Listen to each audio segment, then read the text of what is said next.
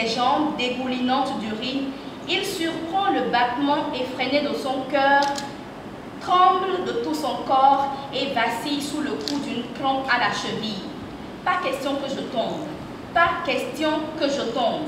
Répétant sans cesse cette conviction, il réalise combien de fois il peut être jouissif de bénéficier de la liberté d'aller et venir sans être obligé de vivre sous le joug d'une menace. Je voulais à travers cette nouvelle essayer de peindre le fait que du jour au lendemain, on peut se retrouver dans une situation et qu'on a tout le temps critiqué, dans laquelle on voulait ne pas se retrouver et qu'on devait savoir à un moment donné, au-delà de tout, au-delà du statut, on est humain. Et devant la conscience de chaque personne, pas le statut qui tient. Jacques n'a pas été comme Sandra. Pour ce livre, tout au moins, pour ce que je sais, il n'a pas manqué de muse. Pas du tout. Ce livre est très inspiré, j'avoue. D'ailleurs, la thématique qu'aborde le titre « Les sentiers de la fourmilière » est actuelle. Un thème qui nous intéresse et qui nous interpelle. Récemment, on en a parlé en Libye.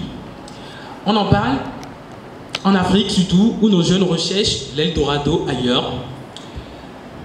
Les passeurs meurent sur les côtes étrangères, mais la plupart ne perdent pas espoir, même quand la probabilité s'affaiblit et s'étrangle de jour en jour.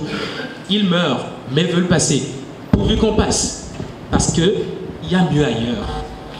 Je suis impressionné par le style de cet auteur.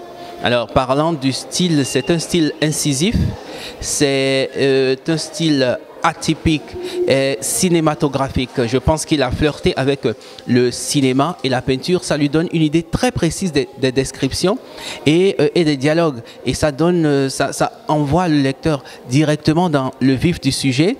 Alors, je le dis sans aucune langue de bois. C'est une plume vraiment émergente qu'il faudra encourager. J'avais eu à un moment donné cette envie de pouvoir contribuer à essayer de trouver un peu de solution aux maux qui nous minent, surtout la jeunesse.